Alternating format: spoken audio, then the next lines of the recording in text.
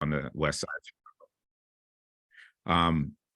We do operations consulting for a company that I'm a part owner in, Green Metals Foods, and we it's a beef jerky manufacturing company located in Central Illinois, and acquired that organization a couple of years ago, and we've been working on developing a stronger profit model for that. And I have a feeling I'm feeling that we're almost there. So it's been a labor of love.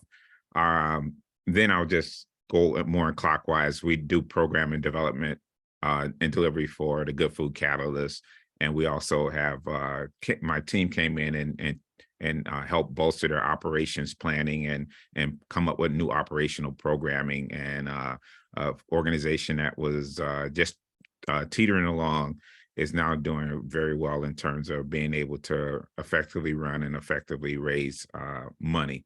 And then our latest project is Jump Higher, which is a workforce development program where we actually last year designed a new workforce development program that it's aimed towards individuals who have no college degree, 6 months worth of training, and then they are placed into jobs that pay living wages with benefits and career ladders. And that's a program that I'm really proud of and that we put together really quickly, and it's doing really well out the gate. All right, so enough about me, and let's get into talk a little bit about what you guys came here for. And I always start my presentation off with some burning question. And I always say that if you don't have a question, there's a burning question, there's really no point in you showing up to this presentation. And so I think the burning question here, and I've always had this as I started my businesses and as I counsel people, is how do you maximize profits through scaling? And it's really important because that is really the way that businesses become very successful. And I think that as I work with entrepreneurs, many of them do not really think about scale up when they first start their business. They kind of think about that after a few years afterwards, and then it becomes a lot more difficult. So as I work with businesses, I have read a lot of business plans and looked at a lot of pitch decks. And what I see is what I call great expectations. And when I look at the first thing I do is I look at the financials, and it's like, does the financials make sense? And anytime I see a projection, and I was guilty of this when I started my first business, as you can see, our blue line is revenue. And, we're going to start off year one. We're going to, make some money. But by the time year 4 hit, we're going to be at that $1 million mark. I did that in my first business plan and certainly did not hit it. And certainly we don't think about the expenses of starting a business. So we know expenses will definitely be low. And, in this, hypothetical model, but I've seen it so many times, year 4, we're going to make $1 million, our profits will be $600,000 and we're going to take over the world. And so that's the company starts off with the name High Profits LLC.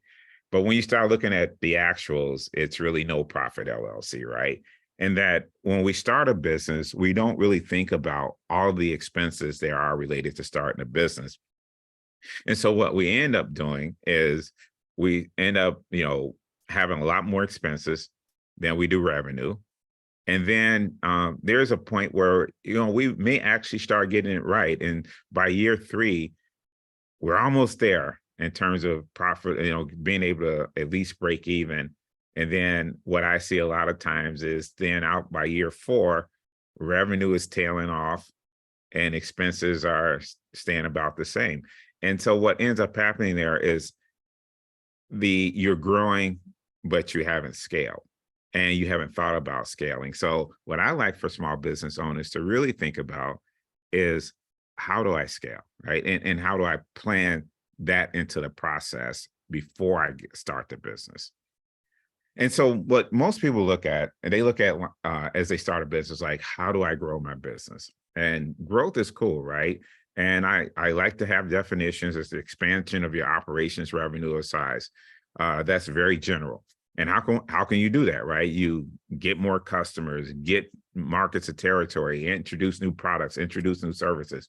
And, that's what I see a lot of business owners doing, and they do it to a fault because they think that it's all about just getting more customers, getting market, and like, let me have 20 products because 20 products are better than 3 products. I have one business where we have just one product and we refuse to add any more products because we're very profitable and we're just going to be happy with that. But growth comes at a price. So what we did is we took a step back and said, instead of just growing, let's scale, right? And I'm sorry, I actually this headline is wrong, but it's actually scaling your business. And so scaling defined is the ability to increase production or service delivery without proportionally increasing sales, right?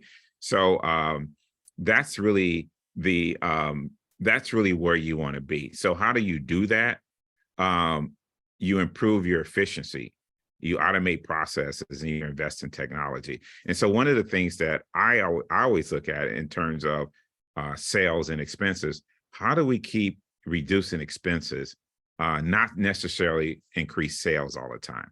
And so when you start looking at that model, then what ends up happening is that you start getting that that difference in revenue versus cost, right? So when you're looking at a model where you say, okay, I'm just really about growing my business, your revenues are going to increase. Your profits may not, more than likely will not increase. Your costs will increase, but you also, as I've seen a lot of companies, and especially even larger companies, they are growing at any cost. And you see that a lot with a lot of the technology companies that are actually, doing their IPOs now. It's all about, and even like Portillo's restaurant, it was another one where it was like growth at all costs. So they went public and they said, okay, let's put all these investments into the business and opening new restaurants all over the country. And what ended up happening is that model ended up not being profitable and their costs actually exceeded revenue. So growth is not good unless you can properly scale the growth. And so when you look at the chart on the right-hand side, then that's where we see the benefits of scaling. So when you're thinking about scaling a business, you're going to make a pretty sizable investment up front. But that sizable investment will help you reduce costs. Let's think about it like if you're a small business and you're a small manufacturing business and you're doing everything by hand. And then you get a piece of equipment that can actually do the work of 5 people. Then that piece of equipment may have a high capital output up front, but in the end, you're replacing 5 people, maybe 3 of the 5 people, but the equipment is running faster. So you're getting more work done.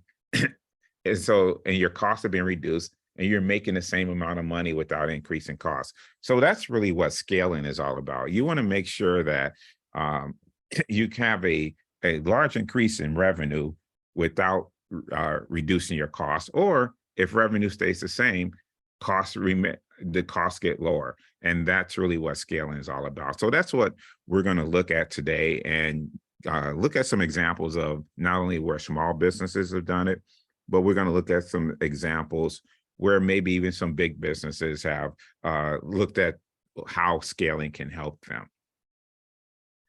All right, so if you take a look at your business, I have a checklist here, and think about like what phase is your business in.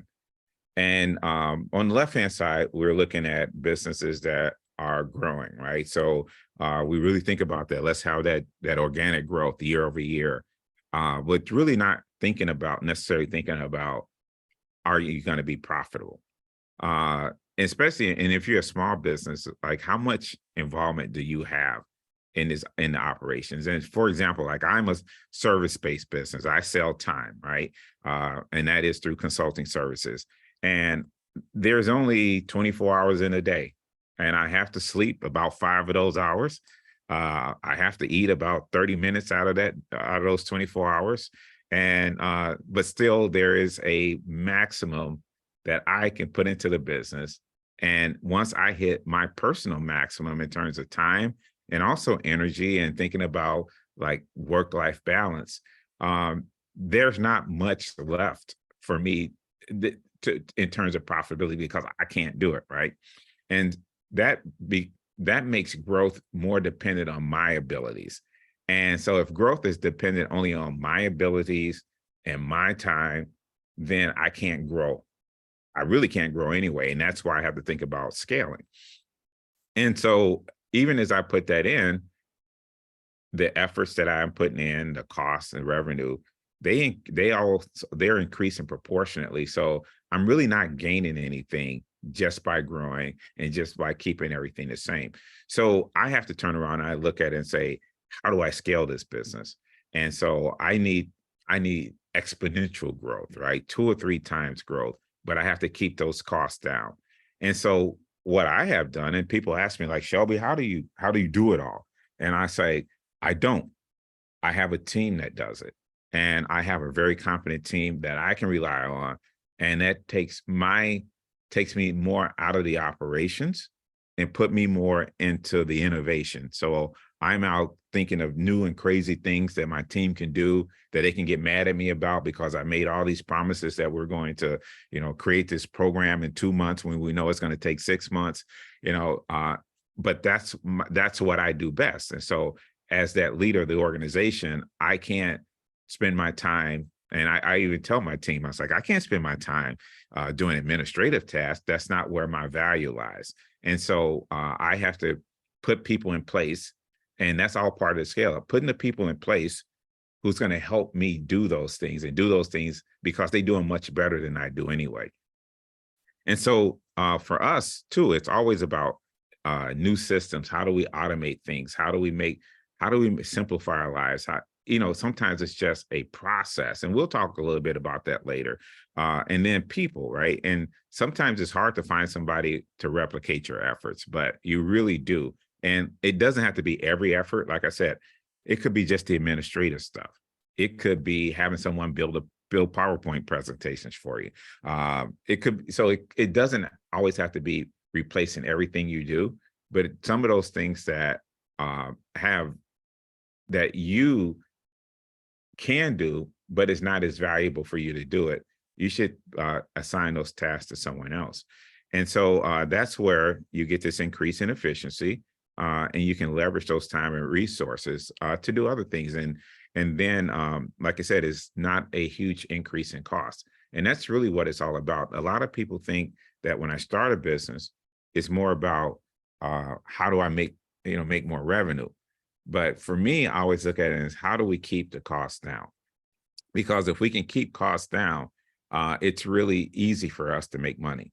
And years ago, I was talking to a banker, and we were talking about like how when people put in applications for loans of businesses, and they have these financial projections, and like you looked at it earlier, and I showed those financial projections, and they were like, we don't even look at the revenue because revenue is just that, it's a projection. Expenses are something as an entrepreneur that you should have a better handle on. How much is all of this stuff going to cost me? You should know what you're getting into business. You should know what your fixed costs are because those are a lot easier to predict than revenue. And so they look at it. You should even know what your cost of goods will be. And so they look at it and say, we look at all the expenses and how the entrepreneur is managing their expenses. And if they understand their expenses well, and that's where we base a lot of our lending on, because it's not really it's hard to predict revenue. Revenue comes and goes, but expenses, as we know, as business owners, they're always there. And so for us, the processes that we set up, we can easily predict expenses year over year and think about ways that we can reduce those expenses. All right, so let's start with a few examples. And the one would be, I know some people are in the product business, some people in the service business. So let's start with first talking about some tidbits on how do you scale a service business. So one of the things you can do, I mean, it's just really simple. It's just raise your prices. If you're in the service business, and we've seen that a lot lately, especially as demand increases for certain services, the prices just increase. And now you have a bigger gap between what your revenue is and what your expenses are. But one Another way you can look at it is to change your business model. Years ago when I was working at Sunshine, and I seen this happen a lot too. One of my coworkers was telling me, it's like, yeah, I used to give individual tennis lessons. And it's like, yeah, that's really cool. And then he said, but what I realized that if I do group lessons, I actually make more money in the same amount of time, right? So you may charge $75 for an individual lesson, but a group lesson will actually, you can charge less money, 50, let's say $50, but you may have 3 or 4 people there. So now you've actually scaled your business. You're doing the same amount of work, but you're making more money, and your costs, once again, your costs are low. Same thing in terms of our organization. We work with a group of hospitals in this organization called Westside United. And some of the work that we've done for individual hospitals, we actually went to the other hospitals and said, hey, if we can agree upon like one group program, we can reduce those costs, where instead of you hiring one individual, each one of you have hiring one individual in your organization, you can actually hire us, and it's for each organization is less than a full-time equivalent. Matter of fact, it may be a third of a full-time equivalent. So we're looking at it and saying we can scale our business, but we're also helping our customers scale theirs. And so those are the things that you look at too. It's like, as you scale, what is your value add? Because that's really important for businesses. Hire competent people. Well, I'll say well worth the sacrifice, because as when I started InUrban Strategies, I was a business of one, and I secured a really great contract.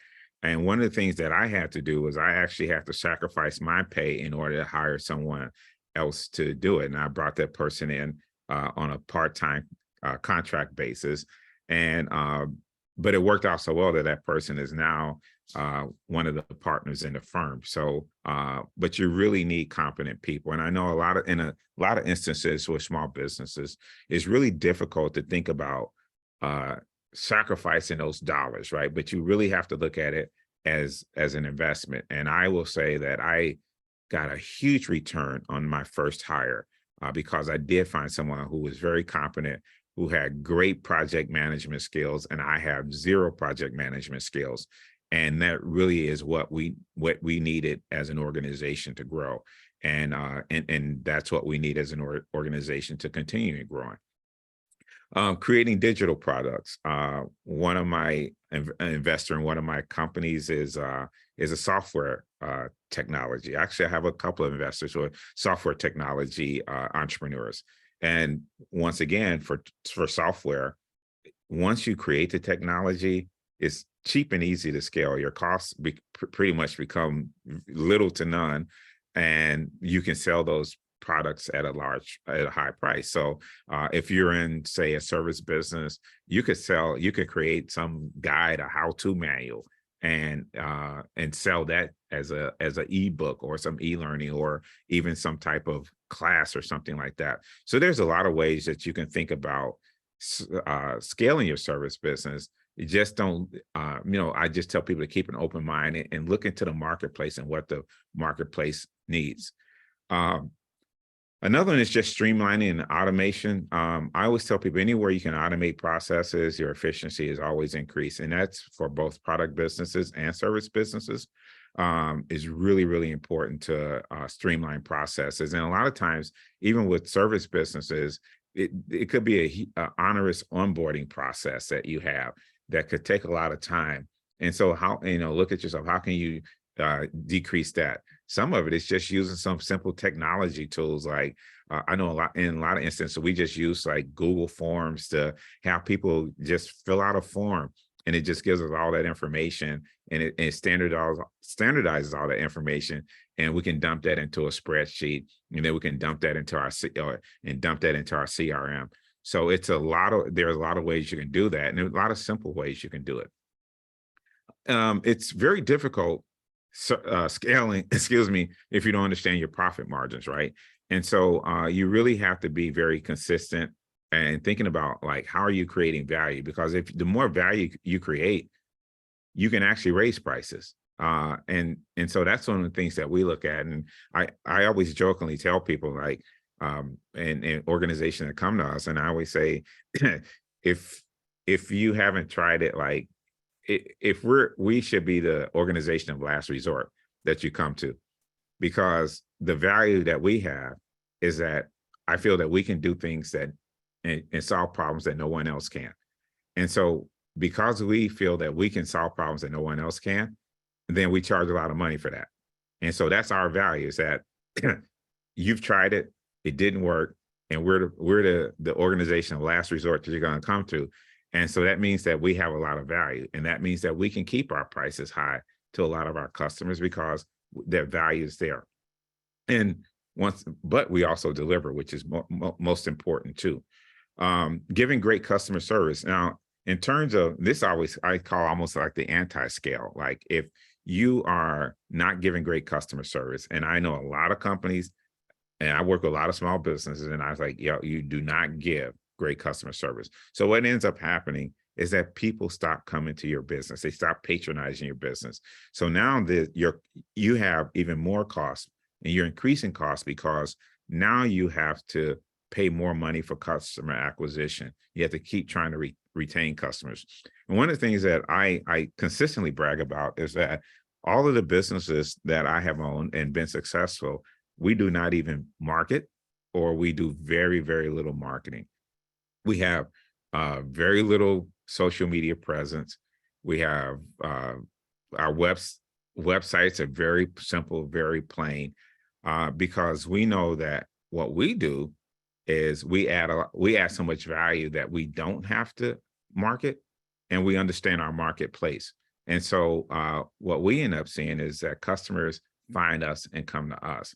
And I know that's a difficult place to get to, but as we think about business models and the businesses that we get into, we look at those that one of the things that we don't want to have are huge marketing budgets. And that also allows us to invest more money into the business. But marketing, constantly posting on social media takes up a lot of time, and it can be very expensive. And then lastly, I always say the business has to be bigger than you. And that just goes back to what we talked about, is that you really have to think more about how you can use all the assets, not only our local, also the world, as a smarter business owner, and help you scale your business. And I have the concept of arbitrage down there, and we're going to talk about that a little later in terms of how I feel that we can use this term arbitrage to actually scale a business. All right, so then let's look at a product business. And the first thing I always say is, like, think big out the gate, and that's the easiest way to scale. So what most product businesses I've noticed, and especially I've done, it's easy to make this mistake when you're in the food business. So you'll go out and say, okay, I want to develop this new barbecue sauce, right? And so what you'll do is you'll go to the store and you'll get this, some ketchup, some tomato, whatever you put into barbecue sauce, and you'll get it, and you'll create this fantastic barbecue sauce based on ingredients that you bought off the shelf. And then you say, okay, everybody loves this barbecue sauce. I'm ready to scale up, and I'm going to mass produce this barbecue sauce. Well, you can't go buy Heinz ketchup on this, in bulk. You can't, some of the ingredients you just can't buy in bulk. As a matter of fact, I had one client, when she started her business, there were some gluten-free products, and she purchased graham crackers that were like in boxes on the shelves and at Whole Foods, and crushed them up and made these fantastic gluten-free cookies. But when it was time to scale up, she realized that she couldn't get those graham crackers in bulk. And not only did you not want crackers, but you want to get like already crushed graham crackers, or or the graham crust, or whatever we call it. And so it made it difficult. Matter of fact, she did have to discontinue the product because it was too expensive to scale, too expensive to make it. And the other issue was that if she used any other type of crushed graham flour, it would not taste the same. So that's why I say you have to think big out the gate and say, okay, if I'm developing a product, let me consider, if I'm using ingredients, what ingredients can I buy in bulk, right? So start your development by buying the ingredients that you can buy in bulk. Don't start off with buying ingredients that you can buy on the store shelves, because that's a guaranteed way to fail, especially in the food business, but any product business. And the food business, the margins are really tough. And so you're just going to margin your way and right out of business. I would say growth, fast growth isn't efficient, and we looked at it. If you're growing fast, you need a lot of investment. The costs are going to be extremely high, and so our chicken sausage business, we decided that although we have a great product, we're in 72 Whole Foods, where people are buying it, we're profitable, we don't market. It's just a great time to be in the chicken sausage business. And the natural thought would be, well, if you're in 72 Whole Foods, like, why not just expand all over the city of Chicago? And we look at it and say, well, that costs a lot of money. And do we want to do a quick expansion where maybe even our manufacturer can't keep up with us? Or do we want to just take it slow? So our thought process here is to be in Whole Foods, understand the market, understand where our product works well, where it doesn't, and then think about one new retailer at a time, and just take the slow growth, because we want to grow. We need our manufacturer to grow with us, but we also have to also understand that as we grow, our costs are going to go up. We need to hire salespeople. We need to now have a more robust back office inventory management system. So all of these things have to come in place. And so what we decided to do was like, let's make the money, let's not spend it, and then let's start investing into our growth slowly, but that way we can scale without having those huge costs. Standardized products. So develop a base product that can be modified.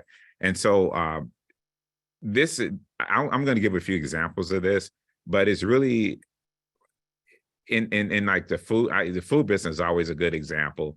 But there are other businesses that I'm going to use examples, both large and small, that if you have a base formulation, and I'll talk about it when I was in the beverage business. We had a base formulation, and what we did with that formulation then is we just changed the flavor and maybe change one or two active ingredients to have some product differentiation, but just really talking about like have a base formulation where everything that we put into it is almost the same with a couple of minor tweaks. That makes it so much easier for us to keep costs down. And as we scale up, everything is developed off the same base. So as much standardization that you can do is great. Even like when we're developing how-to manuals, there's always some things on some parts of it that may be consistent with other things that we can do. So we always look at it and say, anything that we operate on, how do we develop something that's a base that we can then add to it and get a new product, add to it and get a different product, slightly different product. But it's really important to think about standardization, because that's a good way of keeping costs down as you grow. And then minimize ingredients. It's same thing with minimize parts, right? So if you're in the food business, there is always, when you're going up to scale up manufacturing, there's a minimum order quantity for everything. So it could be that, so if you have 20 ingredients, you have 20 minimum order quantities. If you have 4 ingredients, you only have 4. So if you have 20 MOQs, that means that you have to stock or purchase at a minimum enough 20 of each product, enough for 20 of those products to even start the manufacturing process. Now, what may end up happening is that you don't even need all of that.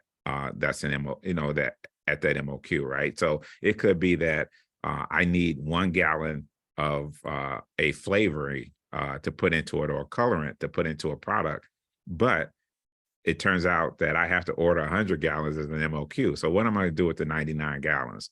And I see a lot of entrepreneurs making that mistake too. And even when you're looking at product manufacturing, same thing. A lot of manufacturers will say, hey, we have a minimum order quantity. And so when you start thinking about, I have 5 products, they all have different processes to make them. That really becomes very costly and not efficient. And that's how your scale up can fail. Outsourcing. So you can use a co-manufacturer. So our beef jerky manufacturing company actually has no products of its own. It just manufactures everyone else's beef jerky. And so, but what we offer there is an expertise, and it also allows the entrepreneur, that food entrepreneur, to have someone make product without them worrying about it, because a lot of times it is much more difficult. Number one is it's very expensive to develop your own beef jerky manufacturing facility because you need FDA regulations and things like that. But secondly, it allows the entrepreneur to focus on what they do best, and that is marketing, as opposed to trying to manufacture. And I know a lot of entrepreneurs want to do their manufacturing, but you really need to think about it as you scale up. You can't do it yourself. Either you're going to develop your own manufacturing facility, or you're going to use someone else to manufacture it. In a lot of instances, it makes a lot of sense to use someone else to co-manufacture. And on the case of our chicken sausage, we actually use a co-manufacturer. So because there's someone who has a processes and equipment in place, and it's very cheap for us to be able to send our recipes to them, have them make it, and send it out to the customer. So we do it both ways.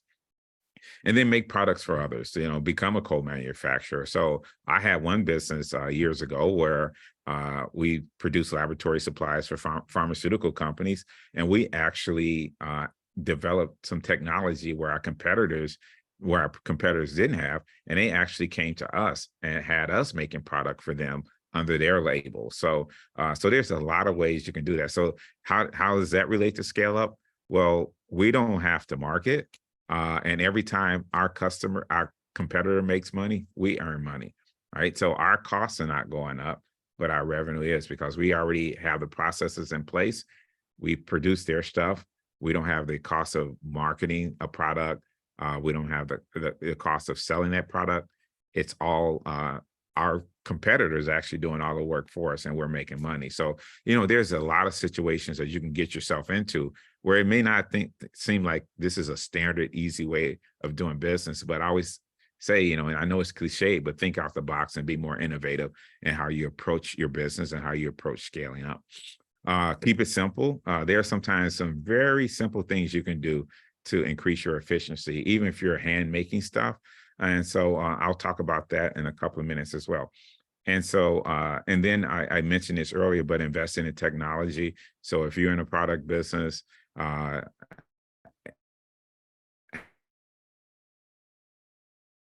and even if you have processes, always think about process improvement. And that's really, really important in the manufacturing world. All right, so I talked about keeping it simple. Being a scientist and working in the laboratory supply business, on the right-hand side is what we call volumetric cylinders. And so we were making product. We had to measure out, say, 25 milliliters of product. So we had to get this cylinder, we pour our stuff in, and then we pour it somewhere else. And I was thinking about that. I was like, boy, this is really tedious. And so on the left-hand side is what we call a volumetric dispenser. We dial in the number, we pull it up, and we push it down, and we have it and go. And so think about it as you pouring something into one thing and then pouring into something else, when all you have to do is up, down, go, up, down, go, up, down, go. So this real simple tool, it probably costs about $300, replace the glassware, which probably costs about $150, but it made a lot of the processes that we did much more efficient, and we could work a lot faster and produce more product. Well, same thing, like if you're in the food business, if you're producing like cheesecakes and you need a certain amount of graham cracker crust in the cheesecakes, I would say go out and have somebody, if you can't find a tool, have somebody make a tool, where your measurements are automated, where you can just dip it in. That's exactly, level it off. That's exactly what you need. Dump, dip it in, level off, dump. And so, and it's not one where, and when I say level it off, you should have it when you have the container full. That should be what you need. So you're never thinking about like, am I hitting the mark? So a full container, a full cup, level it off. That's all I know. That's all I need, and just keep dumping. So that's what I'm saying. You can keep it really simple and just improve your processes and improve your throughput. So then let's look at it on a like a larger scale, because not only should small businesses do it, big manufacturers have been doing it forever. And it's in the car industry, and I love cars, so I always have to have some type of car reference when I do stuff. In the automobile industry, product standardization is of the utmost importance. I didn't want to like call out GM on my slides, but at one point they had maybe 5 or 6 different divisions that produced the same car, just had a different name on it and a slightly different body style, right? So it talked about product standardization. So here on the left, you have a VW Phaeton, which was about $100,000 luxury Volkswagen that was the same, had the same underpinnings and chassis as the more expensive Bentley Continental. And the Bentley Continental costs at least $100,000 more than the Volkswagen. Now you're saying, well, wow, if the Volkswagen is $100,000 cheaper and it's like the same components as a Bentley, then wouldn't people just buy the Volkswagen? It's like, no, they wouldn't buy the Volkswagen because the Bentley has much more prestige and it's hand built. But if you're an automobile purist and you say, I don't want the name, I just want the mechanics, right? The mechanical part of a Bentley, then the Volkswagen's the way to go. Now, unfortunately for Volkswagen, the Phaeton never made it. It never caught on, because on a more of a target marketing side, who would pay $100,000 for a Volkswagen? It's what it came out to, because in German, the German language, Volkswagen literally translates as the people's car. And so ordinary people, right? And ordinary people aren't going out spending $100,000 on a Volkswagen. So, but the Bentley Continental itself is a car that has been out in the market for quite some time, and although it has over $200,000 price tag, it's still a pretty popular car. So it's not just about the underpinnings; it's also about marketing and perception. Another one is equipment standardization. So I know many of us, or most of us, or almost all of us, have flown Southwest Airlines at one time. Southwest Airlines uses only one plane, and that's the Boeing 737. You go to any other airline, bus, A310 or A319 or A320, you may be on a 787, 777, all of these different plane models. I know I fly United a lot, and I'm always on a different type of plane. You fly Southwest, the only plane that you're going to fly on is a Boeing 737. And that is one of the reasons why Boeing has, that's one of the reasons why Southwest is one of the most profitable airlines out there. And they were profitable when other airlines weren't profitable. And why is that the case? It's because since they have equipment standardized, guess what? They don't have to have numerous parts in stock for each different piece of equipment, right?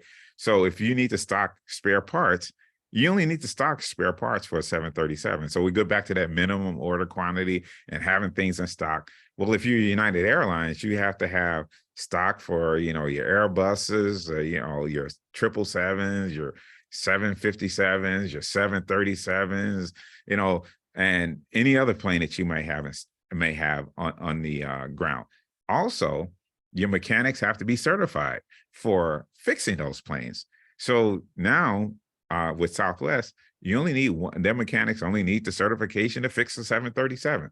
So that keeps their costs down, and that allows them to scale their business where they can offer lower airfares.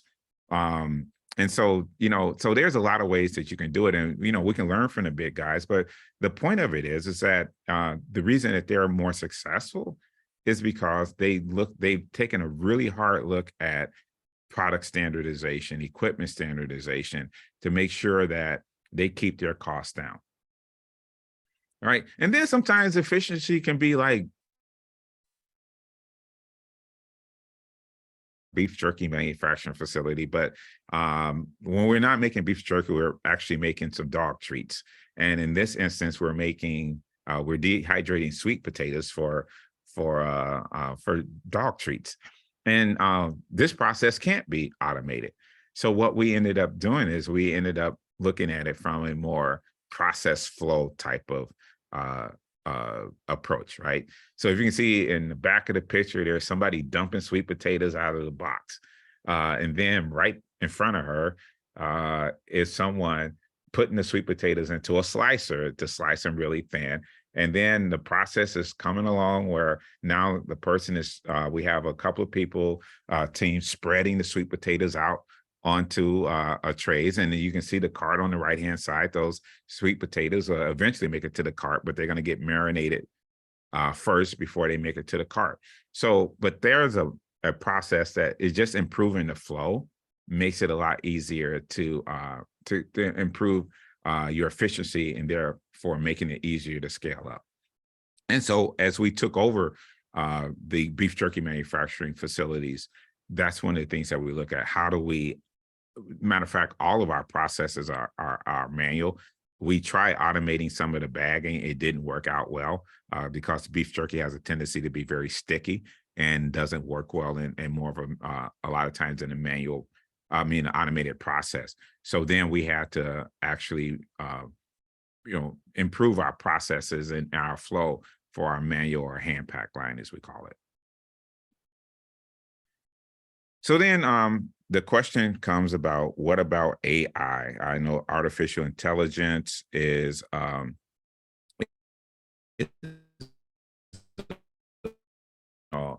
AI is going to take over the world, but you can certainly use artificial intelligence in your business model and use it to scale up as well. And I can show you a few examples.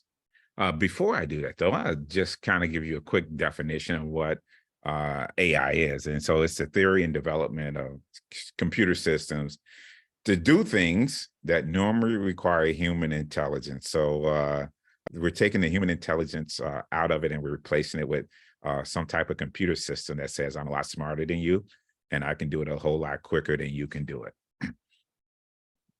And so I'll just give you some examples. This is not a presentation on AI, but here are some of the more popular apps that are being used. And I just started using ChatGPT, so I'll give you a quick example of that and how it works. It worked for me, but really depending on what your processes are and what are you trying to accomplish, there are a lot of popular AI apps that are out there now that you can use. All right, so one of them is you can use AI to generate content. And so the first content I ever generated with AI was the description of this webinar. So Geraldine came to me and said, hey, you want to do a webinar? I was like, yeah, I do a webinar. And I was like, what do you want me to do it on? And she goes, we find this out on this we're gonna say scaling your business. And I was like, I don't know where to start. I had a writer's block. And I just opened it. I just got a chat GPT log on. And I was like, I'm going to try chat GPT and see what happens. And so I put in a few keywords, and it's not simple, but it's, I start putting in a few keywords and what I was trying to do. And voila, this popped out. Now I did some tweaking to it, but I was like, wow, this saved me a lot of time. And I didn't have to use my own mind, more so than I have to, I did in the past, right? Usually I'm sitting down, I'm jotting things out and I'm changing. And I was like, oh, this doesn't sound right. I'm trying to think of the right words. But I use AI to generate the content. And so it'll, even though most of them have really strong vocabularies, a lot of times you're at a loss for like what word words do you need to, that you can use to make it make sense, right? And so I use AI to do that. But then as I was doing some research on AI, they say one of the top profession that uses AI to generate content is the real estate industry. And I was like, really? And so then I started reading real estate ads, and I discovered that yes, and I know a lot of real estate agents. I know that they're pretty reasonably intelligent. But when I started reading some of these descriptions of houses, and I put one in here, it's like, welcome to the epitome of luxury living in the prestigious Ashwood Park subdivision. This custom-built masterpiece offers a stunning array of features and amenities that are sure to captivate even the most discerning buyer. This is all AI generated. This home is a testament to the meticulous craftsmanship and attention to detail. Stepping through the grand wrought iron front double door entrance and be greeted by soaring 10-foot ceilings. Ceilings are greeting you when you come in the house and grace the entire main floor. Now, I say this may be a little too superfluous. Sorry, but you think about it, it's like it's a good start. It seems like it's been AI generated to me, because I know most real estate agents don't speak to this level, but also you think about it too. Although it does sound really, really, over the top and like, wow, this is a great description. Sometimes you have to be careful in that you can lose.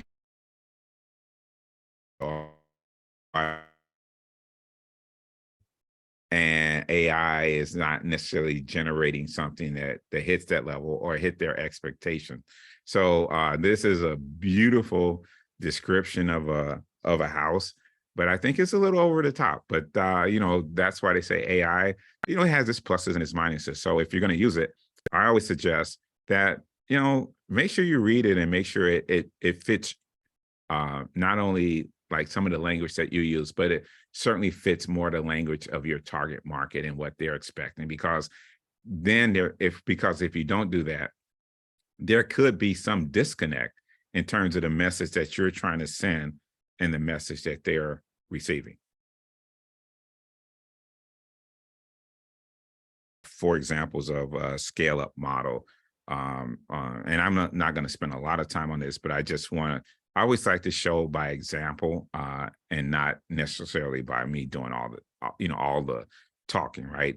And so, and you can go back and grab these. I know this is going to be recorded, so we're not going to spend a lot of time on this, but I just want to look at different ways of scaling, right? So, because I'm trying to hit, I know we have a wide range of audience here, so I wanted to use a few examples that look at different industries in terms of how we scale. So one is a restaurant chain trying to expand operations into another region, right? And so you have to sit down, you have to look at all these considerations that and circumstances that are there, right? Because you have other locations that you have to spend, you're operating, and now you have additional expenses while you're expanding. You have to get property, you got to get more people. So what can be very simple is like, let's open up another restaurant, requires a lot more due diligence and money than you may even expect. So in order for this, in this situation, in order for the business to expand, it has to make sure that not only that it stays within budget, but also you have to be able to meet your customer standards, right? And so that's where a lot of people go wrong. And I just visited New Orleans last week, and I love the food in New Orleans. But one of the things that I did recognize is that a lot of my favorite restaurants have cut down on the quality of food that they have. And it's like, one of my favorites is andouille sausage, and I didn't even find good andouille sausage in some of the restaurants in New Orleans, which what it's famous for. And so it's one of those things where if you look at like, how do we expand, how do we increase profitability? But if you start reducing your standards, scaling may not be as easy as you think it will be. So in this instance, you got to maintain your reputation with your current customers. You don't want to run people away, but you also have to think about, as you look at these processes and managing budgets and things, it's like you have to continue to achieve your expectations, because if you don't, then it's like we get to that situation, as we mentioned in the first part of this presentation, is that your costs end up being a lot more than your revenue, and that is not a good place to be in business.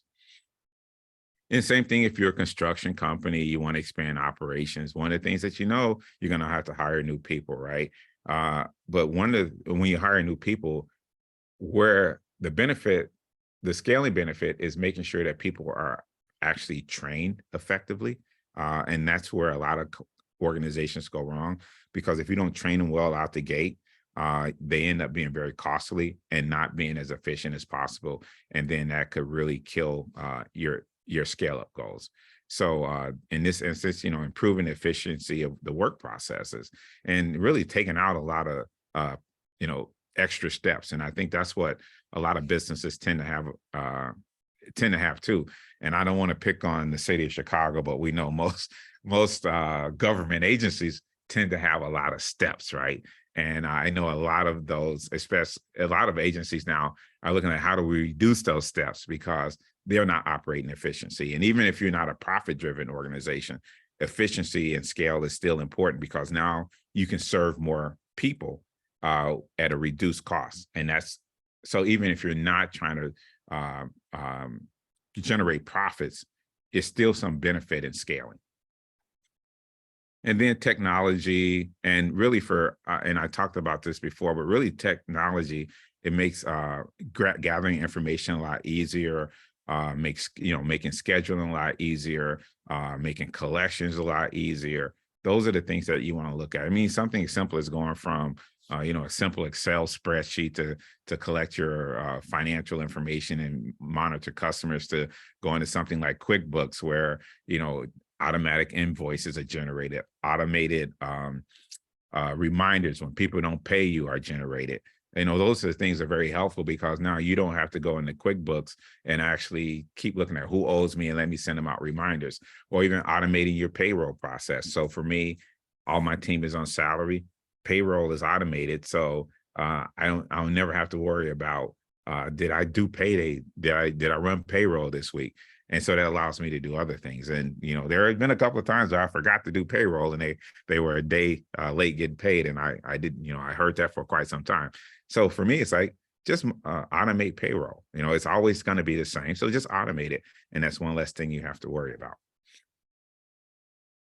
And then in manufacturing, you have so many scenarios, and this scenario is really talking about, do we build a new building or do we expand? This is something actually I'm going through right now with Green Metals Foods. Is we have one building in Paxton, Illinois. We have another that we own, and then we're renting space for our Danville facility. So we're saying, like, do we build a new facility in Danville, or do we expand our Paxton facility? And it's funny, I mean, this is not our example, but I was just having a conversation with one of our investors last night, and we were saying, well, maybe we can just expand the Paxton facility. We won't have as much volume as we would in Danville, but it actually would be a lot more profitable for us to just make those expansions in the Paxton facility. And we'll lose some business, but we can operate much more efficiently.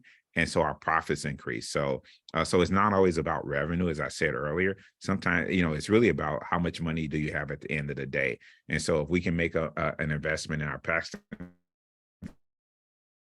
so it makes more sense for our team and our investors. So, those are some of the things that you can look at, in any business that you're in. All right. And I always promise people when I do stuff, I know I talked just in general about some of the things and ways that you can do it more in general. But also, since I operate a lot of businesses and invest in a lot of businesses, it's usually easy to pull out something that we're doing to give you more of a real life small business example of how we can put some of these tools that I give you to work. And so I had mentioned earlier this concept that it's called the arbitrage, and it's becoming very, very popular now. And I've been doing it and didn't even know, that's what they were going to label it, right? And so what is arbitrage? So in the stock market, it's used a lot in the stock market, and that's when you simultaneously purchase and sell the same or similar asset in different markets. So, you could say buy some currency in the US, that's one price, but like if you go sell it on the Japanese and the Japan market, it's slightly higher and you make a small profit and you keep doing that. And so this concept of arbitrage is really taking advantage of price differences in different areas to make a profit that you otherwise wouldn't, right? And so what people are starting to realize is that this concept of arbitrage actually works well in the service industry too. And so what we're looking at is what I'm calling our accounting arbitrage. And so we had an opportunity. As I mentioned earlier, some of it we do back office support. We do it in a very limited fashion because we don't have enough people to do it. So we wanted to expand our service offerings in accounting and bookkeeping. The problem is that there's a tight job market. We're having a tough time finding people to do work for us, to do consistent work, to do good work, and we need a scalable solution. And so what is our approach? So we decided to look into the overseas markets for accounting professionals. And so, and we're doing this with other areas too, but we figured that this is one of the areas that's real easy to find professionals who we don't need CPAs, but we need people who understand, general accounting principles and bookkeeping. And we found two really, really strong people, and we tested them out and they do an excellent job. So we're like, okay, great. Now it's time to expand. So now we're starting to market a little bit more about like our services in terms of bookkeeping and accounting. And so, and they come at 1/5. The services that we're hiring come at 1/5 of the US rate. So now you think about if we go back to the chart that I had put up about scaling, right? Where costs stay low and revenue goes up, right? So that's where we're going. That's what we're getting into. And so now we're taking advantage of services that are much cheaper in another market. And then we're using and selling those services in the US market. Now, it's not that simple because we still have to do work and we still have to hire people, but it allows us to scale up more and do more. So what are the benefits? So we have a small upfront investment that we have to use to vet potential partners. And, some of them aren't going to work out well, but it allows us to service more clients. And it also provides us with scalable growth. And then one of the things that we look at is like a lot of this work that we're doing, and I noticed that here's a gap in small to medium-sized businesses. They need these services, especially if they need, in most businesses, and I know a lot of us can relate to it because I used to be very guilty of it and still somewhat guilty of it. We don't keep our books well. And so, but when you look at it, accounting services can be very expensive. And so if you're a growing business and you have very limited funds, the last thing you want to do is spend a ton of money on accounting services. So what we've done is like, we're not saying that, hey, we're going to take advantage of this arbitrage, right? And we're going to maximize our profits. What we said, what we're doing now, and what we will continue to do, is we're going to take advantage of this to offer lower cost services to our target market, because we have to look at it as like, we understand the needs of our target market. We're very pro small business, and we look at ourselves in a lot of instances as more of a social enterprise as opposed to an organization that's trying to maximize profits. And so so we do get our increases in revenue and profitability, but we also bring value to our customers. And I talked about that before, right? You have to bring everything you do, you have to think about it as bringing value to your customers. And so this is our arbitrage, and starting to work out really well. And I'm happy that we can actually offer these services because a lot of our small businesses need it. And I will tell you, this time last year, I was telling the team that if we don't come up with a solution, we have to stop doing any of our back office work because we just don't have enough people to help us out with that, and enough competent people. All right. This one, I know that this has been on the news, well, in different publications and things like that. Just wanted to talk about a little bit about the Airbnb arbitrage, because I did this years ago before it was called the Airbnb arbitrage. And so this is where you're taking advantage of being able to rent an apartment and then put it on Airbnb and make more money. Now, this is much more difficult today than it was 5 years ago, because now number one, everybody's doing it, but also rules and regulations are coming in place. And I know City of Chicago has some very strict rules on Airbnb and short-term rental. And that's why I got out the business, because the city regulations got a little too onerous for me to stay in business. And it's nothing against what the city's done. I mean, the laws are made to protect people.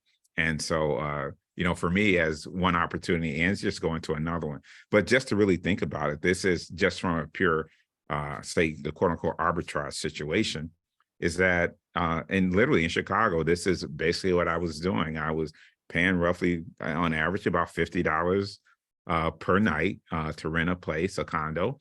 And in many instances, I was renting it out for $150 to $200 a day. It was in very close to McCormick Place. And so between February and October, it was booked almost every day. And so that was an easy way of me making money, right? And but once again, you think about it, arbitrages can exist in any type of industry, and just taking advantage of the difference in pricing and what you can sell it for. But the bottom line is business itself is an arbitrage, right? Because when people ask me, how do you make money in business? I tell them you buy low and sell high, right? How do I make money in the stock market? You buy low, you sell high. And so just taking advantage of sometimes of differences in cost versus what you can sell it for makes it, makes good business arbitrages. And so then and my final question to everyone is, as we went through all of it, went through this presentation, like, what are the strategies that you can implement immediately in your business? And I hope that you receive some good information here, and that you can take some of this information and implement it immediately in your business. So I thank everyone for the time. I know we're getting close to time, and I want to leave it open for Q&A. I'm going to look here, and okay, I see Valencia asks, can you give an example for scaling your business if you provide a service?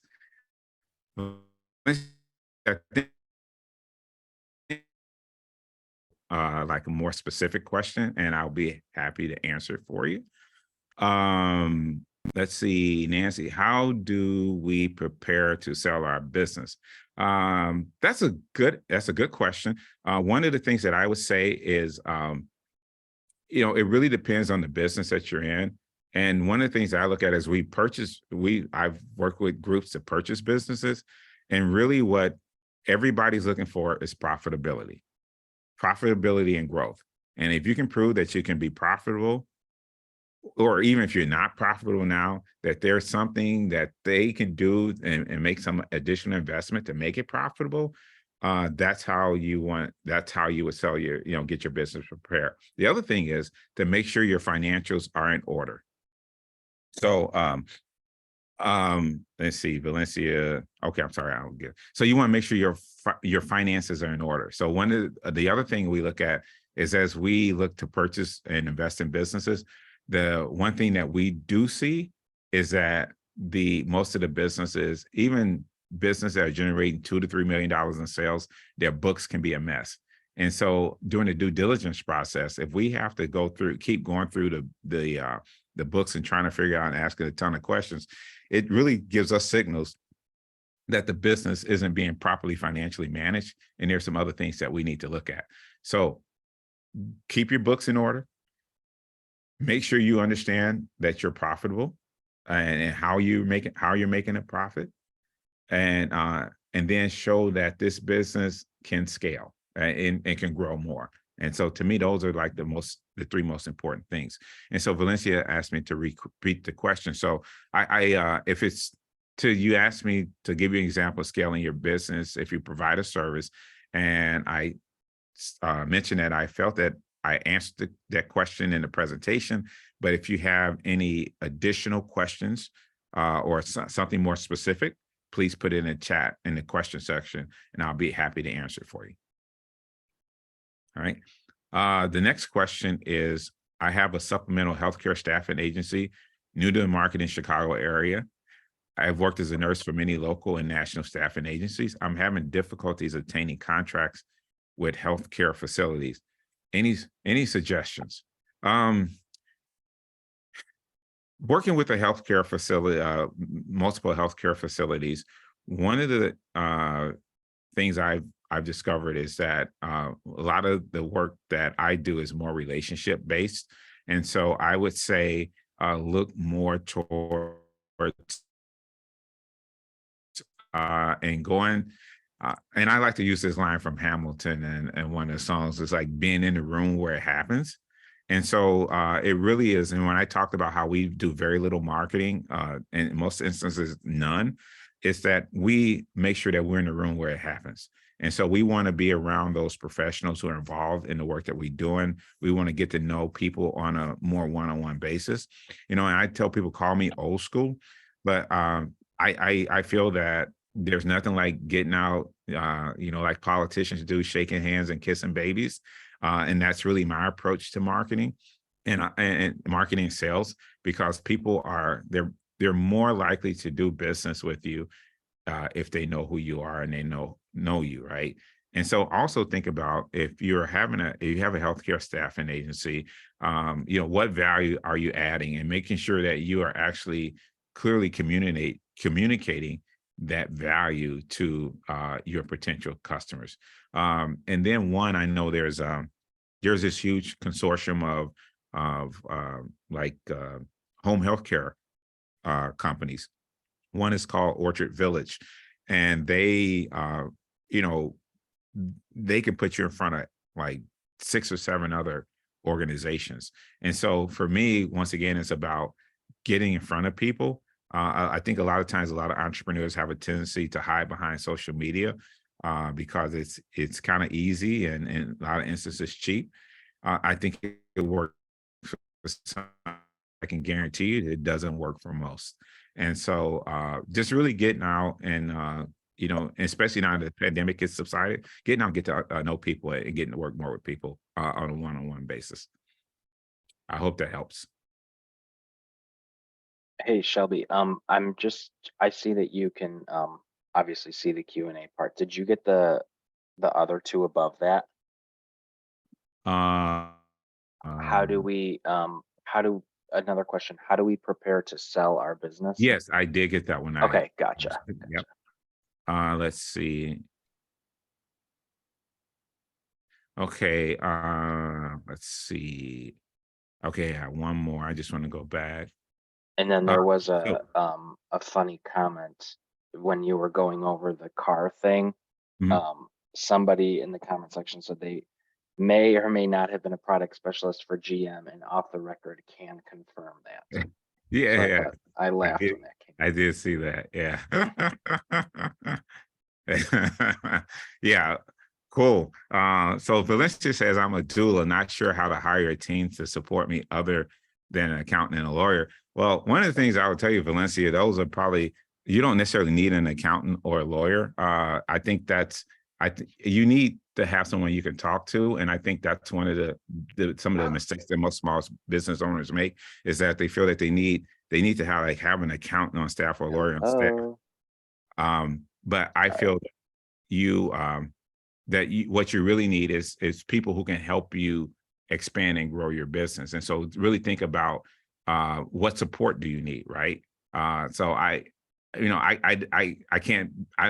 don't claim to be an expert in every business, but I can be an expert in like general stuff, right? And I know that most businesses need people who can support you and support you growing your business. So you should ask yourself the question, like, what is your business? What do you think your business really needs to grow, right? And so, and most of it may be, I look at it and say, more than likely more marketing, right? So how do you get your name out there? Because if you're not making any money, you don't need an accountant, right? So, and if you're not getting contracts, you don't need lawyers, right? So just really think of it from that perspective. All right. Any other questions? All right, no, just a few people saying thank you for your thanks and thank you for those suggestions. We'll give people another maybe 20 seconds, but if no more questions, Shelby, really appreciate your time. And then just a reminder to everyone that this webinar was recorded. So check on our YouTube page. The city is off on Monday, but by Tuesday, this entire webinar will be published online at youtube.com/Chicago BACP. Shelby, if you wanna, was your contact info on one of your slides, Shelby? Yes, it should be on the next one. Oops, maybe not. It oh I, I, info@inurbanstrategies.com. I can put it in the chat box right quick. Yeah. That'll keep it simple.